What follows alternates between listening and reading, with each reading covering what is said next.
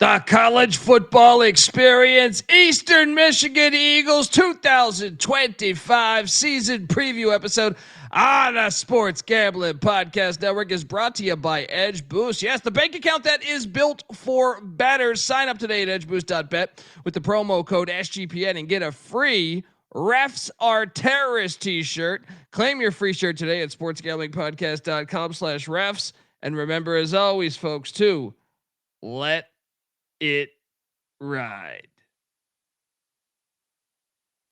This is Martin Cleese, and you're listening to SGPN.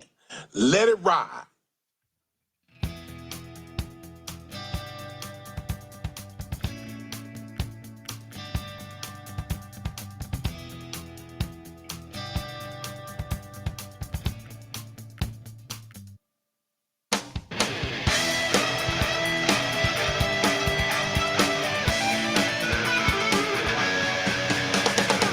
Yes, yes, yes. Woo!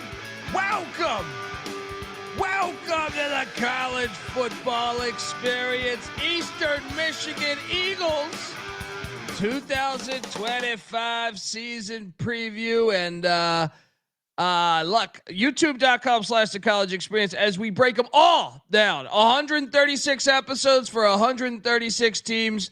And we are into the 120s right now. All right. So you're getting, if you're an EMU fan, you're getting it early on. Now, I couldn't find my EMU shirt, but hang on.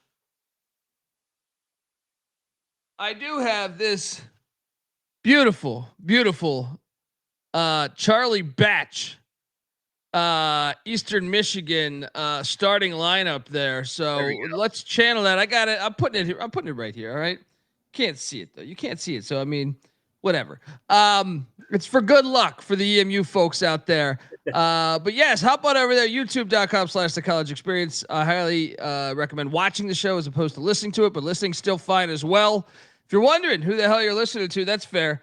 My name is Colby Swig at Database Dan, aka Pick Dundee. That's not a pick. This is a pick. He was raised in the land down under, where a man thinks on his feet, speaks with his fists, and lives by his wits. When Dundee happened, he was a superstar.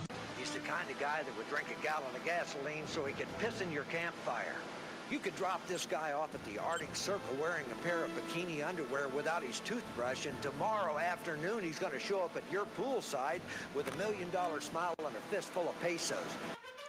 I'll show up at the factory with the $1 million smile and a fistful of pesos. Love the factory there, right near Sun Stadium, Ypsilanti, Michigan. And it's an exciting time, I think, to be an EMU fan. I'm here for it. Here for it all. They've been my MAC team. Hey, Mac, they've been my MAC team for a while. All right. As you well know on the college basketball front, subscribe to the college basketball experience as well, folks. I am joined by my co-host. He is the host of the college basketball experience with myself. Give it up for Farmer, Stafford, Austin P with the Governors, South Carolina with the Gamecocks, West Virginia with the Mountaineers, Ryan McIntyre, a.k.a. Moneyline Mac. How are you, brother? Doing good, man. Yes, love me some EMU. Let's talk some Eastern Michigan football. Coach Creighton. Let's go. Let's go. And, I mean, it's an exciting time, I think. You know, I know that they offered Charlie Batch and the collective offered Caleb Williams when he was transferring out of Oklahoma like $1 million to come to EMU. Now, he probably got paid more than that and went to USC. But still, that tells me Chris Creighton's got these folks believing. Let's go. This is a program that I really do care about. They're my MAC school. All right. I root for them in the MAC each and every year. And with good reason, because I am a Chris Creighton guy through and through. And I'm just going to load up the slides right now. YouTube.com/the college experience. Chris Creighton. Last year was disappointing in 5-7, but the year prior, 6-7 bowl. The year before that, 9-4 bowl. But the guy is, I think, one of the best coaches in college football. Now, no national ranking show will ever have him in the top 25, which is just a fucking joke. This is a guy. Yeah, Eastern Michigan didn't go bowling for like what? I think they had 1 year in like 88 or 89. Yes. Against San Jose State. I watched that bowl. and since then,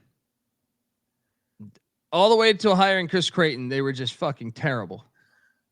And he comes in and he's got sputters in year 1, sputters in year 2, but gets it going. And by the way, his offensive coordinator was a guy named Kalen DeBoer. He was the first guy to give Kalen DeBoer that job, by the way, in a Power 5 school. So, he has wins at Rutgers, Big Ten. He's got wins at Illinois, Big Ten. He's got wins at Purdue, Big Ten. Wins at Arizona State. I mean, the guy that got Herm Edwards fired, essentially. And they've had they are always better than their talent, and that speaks to his coaching. I think he's a top. Honestly, I think he's a top 15, top 20 coach in America. How about you? Yeah, he's a great coach. It's I know it's like the record isn't as sexy as some people wanted to believe or see, but you laid out the track record. I mean, limited bowl appearances. The like 3 years prior to him getting there, they were 1-11, 2-10, 2-10.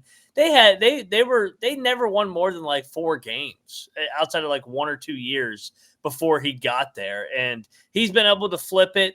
And for the most part, get to a bowl game at least every single year. So to your point, he maximizes what he has. One thing about Eastern Michigan, yeah, they may not have the most talent, but you know they're going to overachieve what they have on that roster, and they've won bye games, and that's another testament to getting his guys ready to play and finding a way to overachieve year in and year out. And I mean, the best year was him getting to the MAC championship in 22. So maybe they can get back there one of these years with some money. Yes, and one of the things I loved is like that because they were always known as like the shitty team in the MAC for a while there when I was growing up. They got Maxx Crosby Field now, right? He donated a large sum of money, and they got rid of the track, which I was saying forever. Like, you know, all these college football stadiums, like even Ohio State Stadium used to have that track around it when I was watching them in the 90s. They got rid of that, which I think is a step in the right direction. And, they hired him as general manager this offseason, Maxx Crosby. And that's another testament to Chris Creighton, developing talent so that you can get guys to the NFL that are, I think he's the highest paid D lineman in the league. So then you start to get that return, people helping out, trying to get the program to where it should be. I think that's another element of this. When you factor in like long-term building, Chris Creighton can develop talent. And when you develop talent, you never know what that will happen on the next level. And on the next level, if they achieve, they're more than likely going to give back to the program, which is how you build up that program. But he is the general manager, and it has me intrigued. To me, if you're going out, okay, you might not be able to get the starting defensive end at Ohio State or something like that.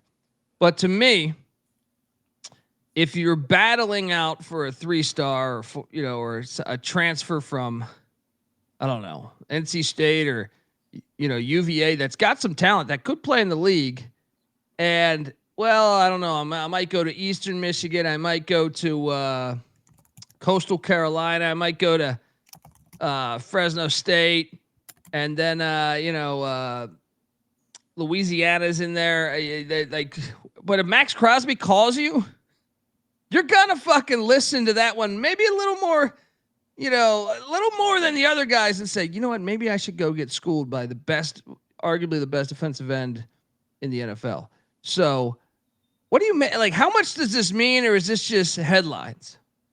I think a little bit of both, but I think you're absolutely right in terms of having a guy that's arguably the best in the world at his position. And it's not like he played there like 20 years ago, like Big Ben did at Miami of Ohio. He graduated in 2019. He was a part of the rebuild, and he also can just sell the MAC as a whole. I'm looking it up right now. There's 60 MAC players on NFL rosters, or that was as of last year, that made the initial NFL roster. So it feels like the MAC always has these under the radar guys, and Crosby was one of them. And just having him as an ambassador, as an ally, could definitely help in this NIL portal era where it doesn't really matter where you go as long as you get paid and you get to the next level.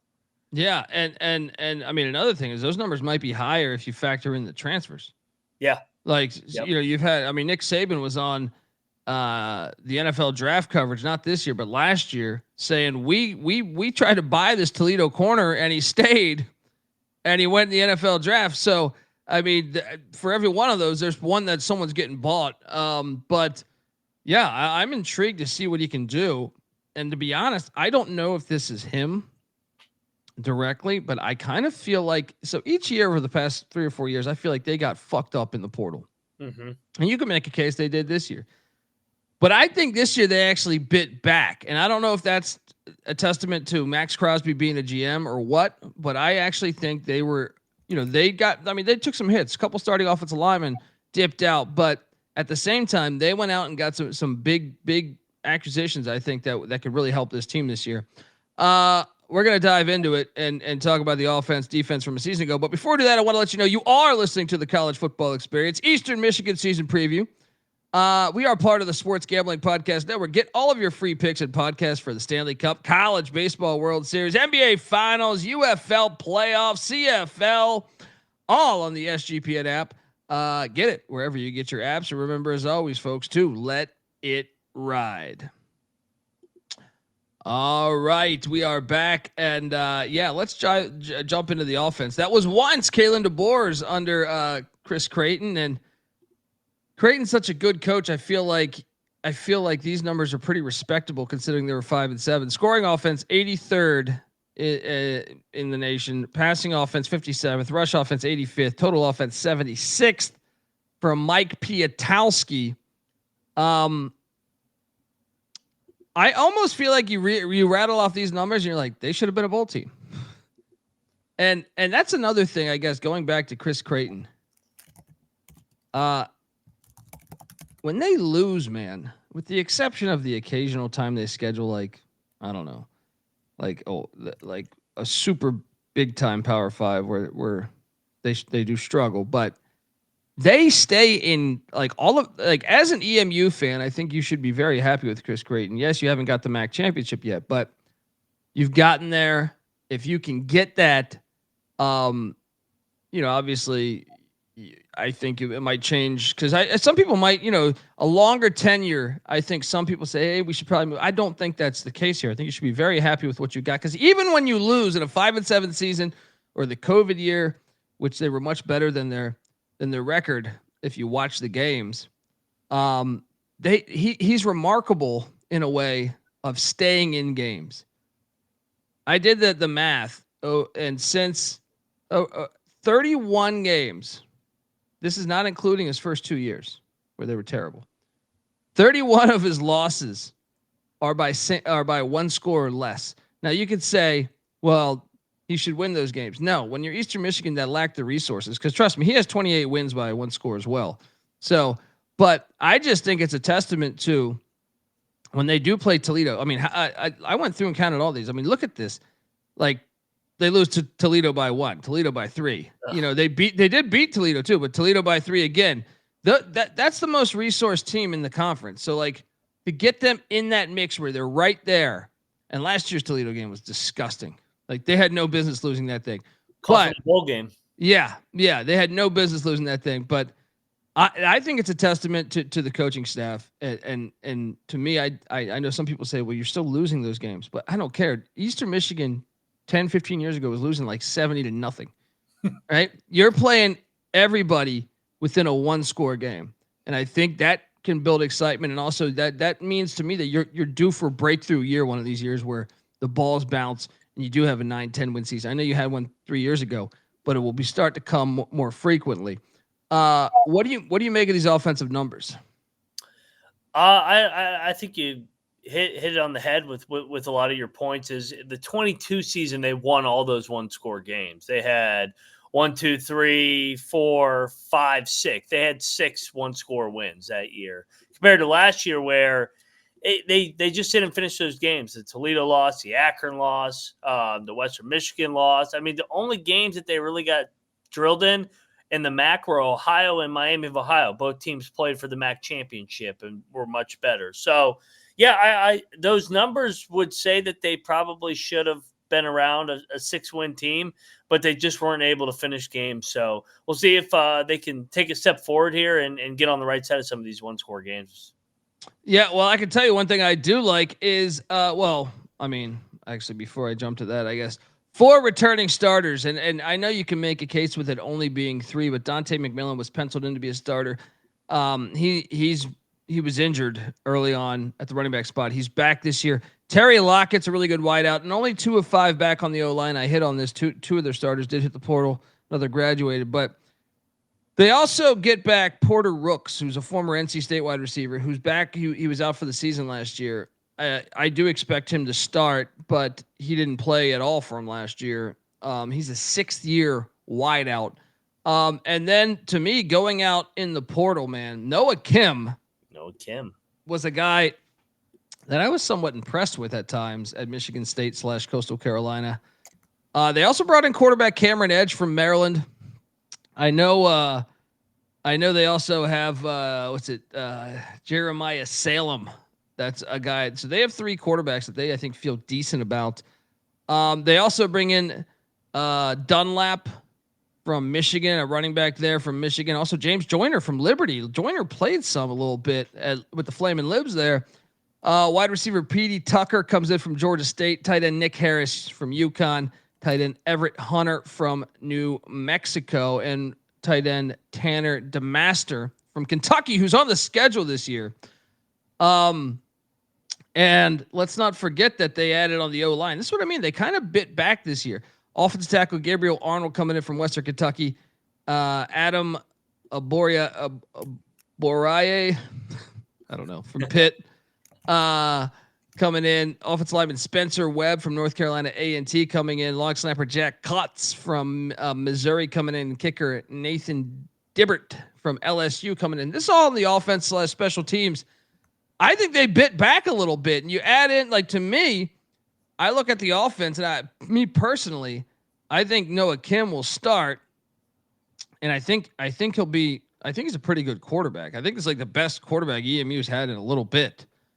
And when you mix him with the backfield and a couple of those wideouts, especially Lockett returning, but also, like I said, the kid from NC State, Porter Rooks, I obviously the O-line losing 2 guys to the portal, but if these guys hit on the O-line, I kind of like the talent on the offensive side of the ball at the skill position players. Same, and I like the 1-2 duo in the backfield with Joyner and Dunlap. I think that they're going to be able to provide a spark here. I mean, Dunlap was a 4-year player at Michigan. And McMillan. Remember, McMillan was out all last year. I think he'll be in that mix too. Yeah. Yeah. So, I mean, they got depth in the backfield. I think it's going to be a good balance. You mentioned it. Kim has played in spots here at Coastal and for Sparty as well. So I think giving him the keys and really running with it, if they can protect, I think this offense could definitely take a step forward and get them back to a bowl game. Yeah, I kind of think, and Lockett and Kim, by the way, were both at Michigan State at the same time, so they have a little bit of a connection there. Yeah, I kind of think this is I like to see them this aggressive in the portal. The past couple of years, I feel like they were just getting annihilated in the portal with their best players leaving. On the defensive side of the ball, well, first, there's Noah Kim, 13 touchdowns, 7 interceptions. And there's Terry Lockett, which, by the way, is a wide receiver. I fucked up that slide. But the defense, man, from EMU with Ben Needham, they were 86th in scoring defense a season ago, 70th in pass defense, 90th in rush defense, total defense at 83rd. Okay, it's not terrible numbers considering 5 and 7. Considering you didn't go bowling. However, you'd like to see this thing take a step up. If they want to compete for a MAC championship, you probably want to be at least in that 50-60 range. What do you make of these numbers? Yeah, disappointing year, I think would be the way to describe it. But I think that they'll bounce back. They he's been with Creighton for almost a decade now. So there's a lot of continuity on this staff, and that's one of the pros of Eastern Michigan and Chris Creighton's tenure. So we'll talk about what they added, what they got coming back, but those numbers do need to take a step forward. Yeah. Now the defensive side of the ball, they only bring back 2 starters, both in the secondary, and cornerback Dromarion McNulty and nickelback Joshua Scott. That's concerning. Yeah, a little bit, but it wasn't a good unit, so maybe some fresh. Yeah. Well, once again, they go out in the portal. And this is what I'm saying. I think they're more aggressive than normal. On the D line, they bring in, Chris Creighton made his name in the FCS and the D2 ranks. He attacked the FCS hard. Warren Stevens-Tayu from West Georgia with the Wolves. Makai Gilbert from Samford and Elijah Alexander from Stetson. All 3 coming in on the D line. Linebacking core, Carter Harriman from Miami, Ohio. Hey, there you go. They whooped your ass last year. Let's take one of theirs. All right. Linebacker Caden Bailey from Syracuse. Linebacker Marco Paterno from Elon, good FCS school.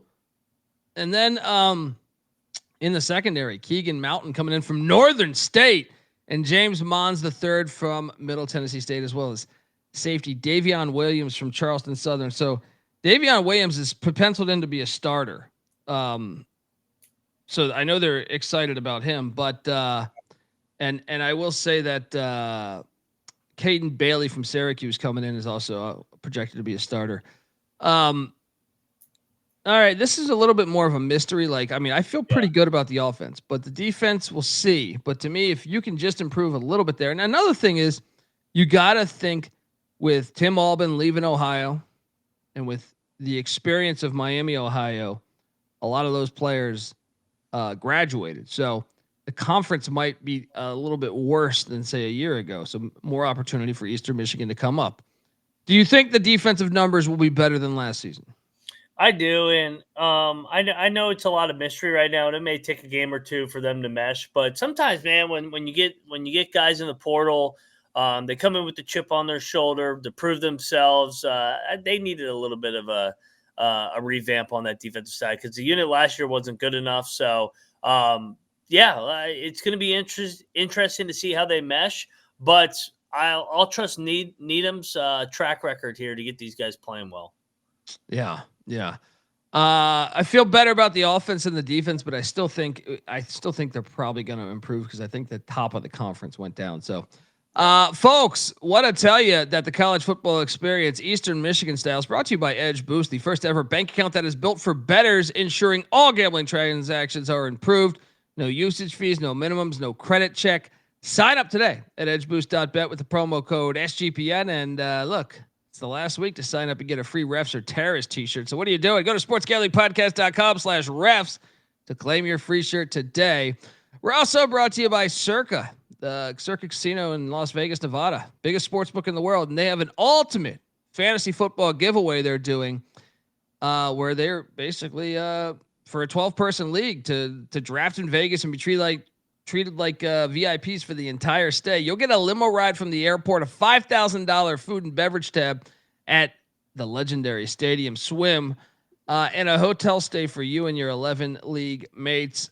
You got to check it out. There's also some other bar inclusives there as well. And you can also get 15% off all the Circa properties with the promo code SGP15. But what are you doing? Enter the Ultimate Fantasy Football Contest for free. sportsgamblingpodcast.com/circa. That's CIRCA at sportsgamblingpodcast.com/circa. All right, we are back. And we will take a look here. Oh, part of the state of the program thing that we do for all these 136 teams is we take a look at which direction the program's going and also the stadium, because I think that goes hand in hand. And here we are, Rynearson Stadium, the factory they call it, 56 years young, used to be the home to the Detroit Wheels back in the 70s. This is one that I've been saying, Mac, that the UFL team should be playing at instead of that filthy Ford Field. Stadium ranking, I give it as a 7 of 10. So if you look at this thing, Crosby Field has just been added to it over the past year, right? This is the track covered up, and I think it makes it look way different, way better. A lot of stadiums have done this over the past 20, 25 years, is get rid of the track, and I think it helps a lot. The gray turf, some people hate it. I love it because I feel like you're watching like an Army Navy game from 1940. Yes. But I think it's a nice stadium, man. I think it's one of the better in the great state of Michigan. So and you see they got the factory. Look at that. They come out, they knock over some damn cinder blocks. I mean, they got a fucking eagle on the sidelines flying around. What do you make of this stadium, man? Because I love this stadium. It's unique. Yeah, I'll give it a 7 as well, just because I do like the gray turf. Action on Tuesday night, you turn on the TV, it's like, why is this fucking turf gray? But hey, it's your identity, it's your brand, and let's go. So I'll give it a 7 as well. I think that's accurate. It's not the biggest stadium. I mean, what's the capacity on this thing? Probably what, 25? Yeah, I mean, they shouldn't go much past that, but because you're in Ypsilanti. 30. Yeah, they should downsize it to like 10. I think like you're don't go past 30, but somewhere between 20 and 30, you're fine. Yeah. And that's, you see the old track there, but I mean, yeah, I think it's a cool stadium, man. I think the upgrades that Maxx Crosby's added into this is helping it build the culture at EMU, and I think it's unique. When you're watching Eastern Michigan football, gives it personality, and yeah, I think it's a bright future. Love the band. College football, you got to have a band. That's part of the element of what makes college football so great. State of the program. This one was tricky to me, but I thought, hey man, Maxx Crosby just threw in a bunch of money to the football field, the stadium. He's now the general manager. You have, to me, an elite coach within the conference. I have to like respect those things right there and think, and if the Charlie Batch and NIL collective that he was a part of offering $1 million to Caleb Williams, I think tells me that they're willing to be one of the top teams in the MAC. So I'm going to say 7 of 10. How about you?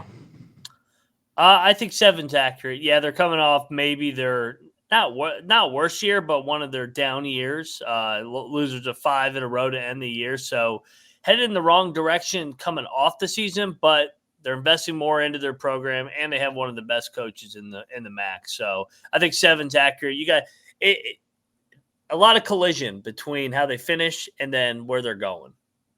Yeah, and I thought the fact they struck back in the portal this year too, I think they're much better portal year than the previous couple of years, tells me that not only if we're going to lose some talent, we're going to go out and we're going to get some talent, which I think tells me something too about the program there. So 7 of 10. Let's go. The schedule. Here we go. Week 1, San Marcos, Texas, in a series that goes back to 2021. They're going to lose this game. This is a tough one here. But who does Texas State have week 2? Is this a return game, by the way? I'm trying to remember. I think they've played a couple times, right? Yeah. They have at UTSA, so it is a little bit of a look. That's the battle of not I-75, but whatever that's a huge rivalry game. So you are catching yes, you are catching Texas State in kind of a look ahead spot. I know it's a season opener. So you can say, how could they look ahead of the season opener? Well, I mean, that UTSA rivalry with Texas State, that goes for all sports. That is a big time rivalry for both those schools. I'm still taking Texas State, man. Me too. They're good. Kenny's a good coach. Good home environment too. Yeah, it's hard to say it's a look ahead when it's week 1. You know, I mean, and it's prime time. You're going to be on cloud 9 for this next game. Oh yeah. Week 2, the Long Island fucking Sharks are coming into Ypsilanti. They're done with that fucking bullshit up in New York City. They said, let's turn back the clocks and go to a goddamn gray and white field. All right. Unfortunately, Eastern Michigan's going to win this game because Trent Green's son, who was playing for Long Island, I believe last season or the year before or the year prior, he graduated. EMU wins this one, but am I gonna love watching this game? You're damn right I am. My boys, all right. Watch out! You don't want to swim with the sharks. All right, come on, Hurons. 1-1. What are you doing here? Rod Strickland's coaching this team. Yeah, I'm taking EMU. You need this game on the hardwood in the winter. You need this game home and home. Your two squad. You'd be like a proud father watching these two go at it. I would. I mean, exactly. I mean, this is like my game right here, man. This is. If someone asked me what's the game you're anticipating, like you're most excited to see in 2025 college football, and I was like, after Long Island, Eastern Michigan. I mean, there's a few other ones, but after Long Island and Michigan, we both got them 1-1. Then they take a trip to Lexington to take on Kentucky. The last time they played at Kentucky, they lost by 4, and they had them on the ropes, dude. They fucking had them on the ropes. This series goes back to 2017. I mean, this is dangerous to me. Kentucky's they're in a weird state. Stoops took the A&M job, then didn't get the A&M job. They came back to Kentucky. It seems like fans are somewhat kind of pissed at him. People are talking retirement.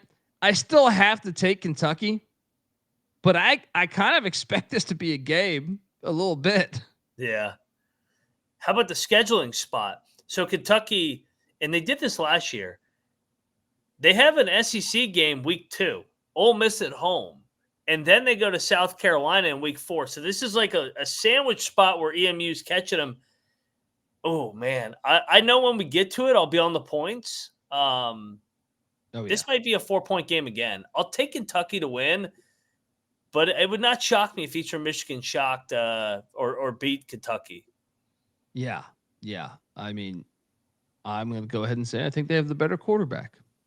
We'll see. Zach Calzada is coming in from the FCS ranks to play at Kentucky. Calzada's all right, but I think Noah Kim might be better. Jumping to the next game. We already previewed Louisiana, the Raging Cajuns. You took the Raging Cajuns. Me, I said back-to-back away for Louisiana. They're at Missouri the week prior. Then they got to go to the factory. Not so fast. Eastern Michigan, to me, gets that second win of the season. What are you doing here? I mean, I know what you're doing, but are you going to change your Kentucky pick? Yeah. I kind of want to give them the Kentucky win, the stunner here. Give me them to beat Kentucky, then come back home and lose to Louisiana. I'll bet a dick. Let's go. All right, so we both got them at 2-2. Then we both got them. Let's go. We both got them at yeah. Then out of that, they have a rivalry game. They go to Mount Pleasant, but Central Michigan is breaking in a brand new head coach. This series goes back to 1902. Love this game, and I actually think this is a great spot to get Central Michigan early. You're still in September, I think you're still in September or the first week of October. You want to face first year coaches on the front half of the season, not the back half. Eastern Michigan goes into Mount Pleasant and gets that dub. 3-2. I'll give him 3-2 as well. I agree with you. I like the experience of Creighton against a first-year head coach in his first MAC game. There we go. Then they head to Buffalo to take on. They're heading up to Lambeau Field. Pete Lambeau did a great job in year 1 as the head coach of the Buffalo Bulls. The Blue Bulls, nothing like a case of Blue Bulls. And I, unfortunately, since I gave them a rivalry win, back-to-back away, you go to UB Stadium. I do think they're capable of winning this, but I'm going to take Buffalo to get this done. Give me 3-3. Yeah, I'll have them split the back-to-back roads. Win at Central, lose at Buffalo, 3-3. Then after that, they are hosting Northern Illinois, and man, this series goes back quite a ways. I mean, they play Northern Illinois really good. I was going through those close losses.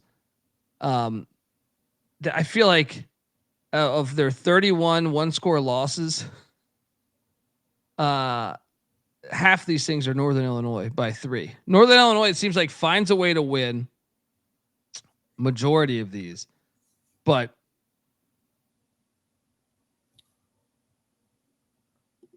Give me a win. Give me a win for EMU, right? Give me that win. Give me a 4-3. Northern Illinois got that. Who do they got the week before? Who do they got the week before? They got Miami of Ohio at home. Yeah. Oh, that's a great spot then. Yeah. Great spot. EMU gets their 4th win of the season right here. What are you doing here?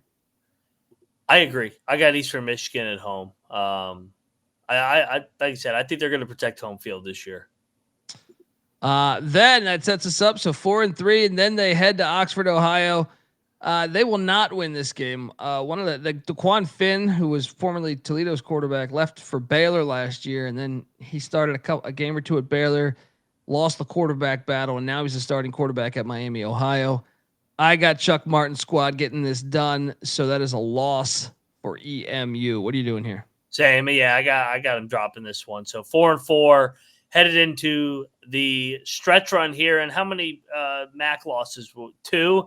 So they would pretty much have to run the table if they had any chance of getting back to that MAC championship headed into November. Yeah, and shout out to Rob Donaldson. Makes a great point that Northern Illinois, not Northern Iowa, heading to the Mountain West next year. So it kind of puts a bullseye on them. So I like it even more, that upset. But yeah, heading into the bye week. Well, actually, there's one more game heading into before they head into the bye week. The Ohio Bobcats, who lost Tim Albin and a lot. And this is one that I like, man. I think EMU is going to win this one because Ohio's in a rebuild. They lost a lot of production. Now, I did like the hire, staying with the guy, part of Auburn's staff, the OC there, with Smith. But I think Eastern Michigan gets them here, and they head into I believe they got a bye week next. What are you doing here? I went back and forth on this one. I'll go Ohio just because I think I know it's first year head coach, but it's late in October, and I trust the culture of their program to start having it going. So I got them 4-5. And real quick, as we head into November, they only have one Tuesday night game the whole year. They're on Saturday the whole year. Weird. What the hell? I don't know why. Action. Yeah. Yeah. I can't tell you why. Maybe that's just this team. Maybe I don't know. But yeah, we head into the bye week. So I got them with a winning record here. And we'll see how they do on the backside of the schedule here. But before we get to the rest of the games here, I do want to let the good people know that the college football experience, Eastern Michigan Eagle Styles, brought to you by Rhythm. Yes, you've heard me talk about Rhythm before, most likely. And they just dropped a new game-changing feature called Power Trends. These are AI-detected patterns where Rhythm's models had consistently won and has a high ROI. Think a strikeout prop that wins 59% of the time when the line and win probability hit a certain range.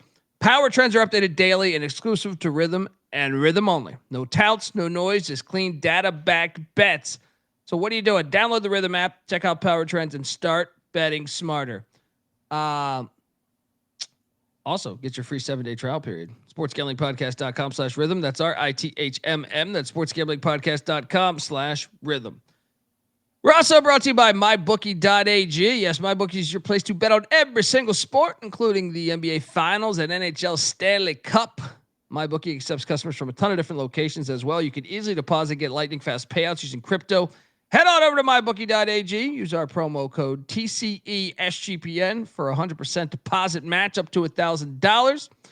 Once again, terms and conditions apply. That's MyBookie.ag. Promo code TCESGPN. All right, we are back. I got EMU at 5 wins, first bye. Right? Yeah. 5 wins, I believe. Yeah, 5-4, right? Then Eddie George and Bowling Green are coming into the factory in a series that goes back over 100 years, 1919.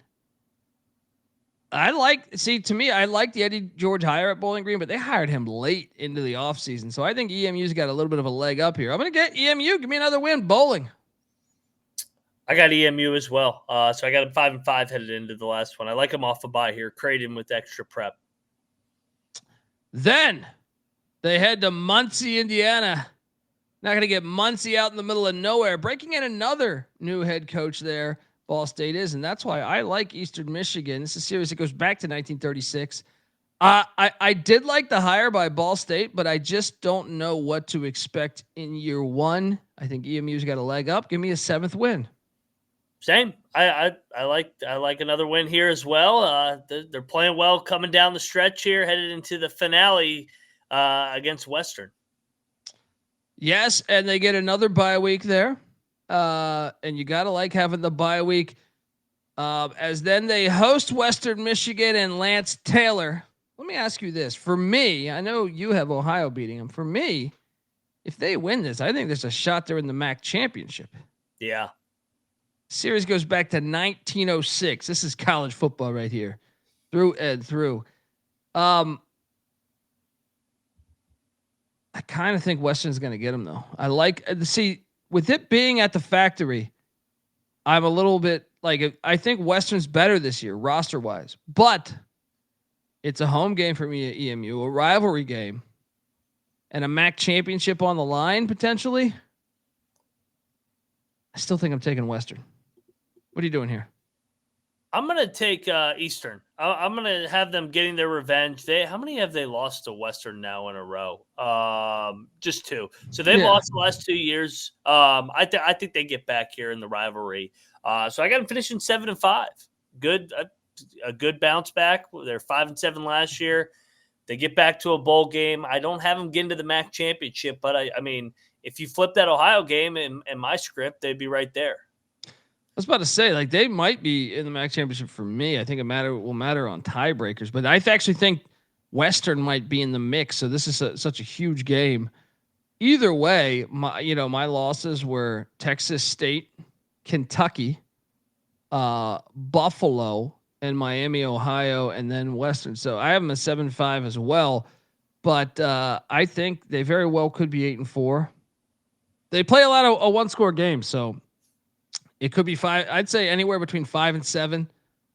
What's best case scenario? I mean, I gave that was my big upset pick was the Kentucky one. Best case 8-4. I can't really see 9-3. Can you? I could if they beat Western. If they beat Western, I could see it. Because I actually think that Buffalo lost a lot from a season ago. I think that game is actually winnable. The only games I've like probability, obviously Kentucky would be the one that I feel like is least likely. Yeah. Second to me would be Miami, Ohio, or Texas State. Those are the 3 that I feel like odds are stacked against them to actually get that. Now, I do think the Buffalo game, they could win. I do think the Western Michigan game, they could win. So I'm going to say their ceiling's 9 wins. The floor would be if you start off losing to Texas State and you lose to Kentucky and lose to Louisiana and you're 1-3. Yeah. Then you go to a back-to-back road. You want to talk about a disaster. You could be 1-5, but I think he's too good of a coach for that. But 4-8 is probably the floor. Yeah, 4-8, 5-7. But I still think he's too good. I think 5-7 is the floor. But let's take a look at this because I think you look at to me the win total is 4.5. Oh man, what? Yeah. It's at like -105 too. I'm gonna lock up the over here. I feel very good about over 4.5 wins. And Mac, I think I'm gonna sprinkle plus 3,000 to win the MAC too, because okay, like if you're looking at the schedule, and they're plus 30,000 to make the CFP. But if you're looking at the schedule, like you would like to see Kent State and Akron on here. Yeah, sure. Like, but they still got and UMass. Yeah, obviously, but they still got Ball State with a brand new head coach, Bowling Green with a brand new head coach, Central Michigan with a brand new head coach. That is nice to me, considering you didn't get Kent State, Akron, or UMass. I do expect Western to be a bowl team. I would assume Ohio will probably be in the mix. Miami, Ohio, definitely. Northern Illinois, definitely. Buffalo, probably as well. But you don't play Toledo. spends the most in the conference year after year. That's a nice break.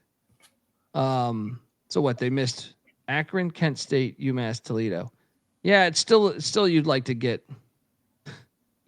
some of those, but I'm all over. Like, we haven't given out that many locks yet. I think I locked a couple. This will, I think, be the third lock. It's my fourth one. Yeah. Lock up to me the over 4.5 wins with Eastern Michigan and get it in right now at -105 before those numbers change. I like sprinkling plus 3,000 to win the MAC. I think there's a path still for them to get there. I think that key game, the Buffalo game and the Western game, but fascinated to see what they can do. You're locking up the over, I take it? Yeah. I mean, if I haven't finished in 7-5, I mean, even if I gave back the Kentucky game, I got them at 6-6 at least. So yeah, and I agree with Rob. I wish if you can find a reach the MAC championship, I like that too. Hang on though, because look, I remember it's at the MAC championship's at Ford Field. Ypsilanti is right by Ford Field. Stupid ass stadium. If they got, I know Ford Field's trash, but this is a team that should have beat Pitt, and they lost to Pitt by 4 at Ford Field, and that's all because of an ejection. They were better that day. I think they would have that crowd then. They would have that crowd, which would then be intriguing. So I like sprinkling that plus 3,000 to win the MAC. Yeah, I'm locking up the over 4.5 wins. Third lock of the season. Let's go. Let's go EMU, baby. Chris Creighton. Yeah, can't wait to watch them, folks. And we will be back tonight talking Fresno State Bulldogs football. And we might give you another one after that. But Fresno State is next on deck. They have a new coach. My boy Jeff Tedford retired. I want to wish him the best. I know he's going into the Cal Hall of Fame. Another guy that employed Kalen DeBoer before he hit it big. But yes, we will be talking Fresno later tonight. Remember, we're breaking out all 136 teams in college football with a solo episode. YouTube.com/The College Experience. Hit that like and subscribe. Moneyline Max on Twitter at Moneyline_Mac. I'm on Twitter at TheColbyD. Make sure you check out us on Twitter as well at TCE on SGPN. And don't forget the college baseball experience. Man, I mean, North Carolina just got upset by Arizona. Right now, you got Louisville, Miami in a fucking game. Love college baseball. Also, check out the college basketball experience. Yes, as I know Moneyline Mac and myself talking. I was on Hoops Peterson's podcast today talking college hoops. So let's go. Check out the college basketball experience and the FCS college football experience. All of those come together. YouTube.com/The College Experience. Also, check out the Sports Gambling Podcast. Folks, till next time, this is the Eastern Michigan 2025 season preview episode. You better start thinking about yours. And we out of here.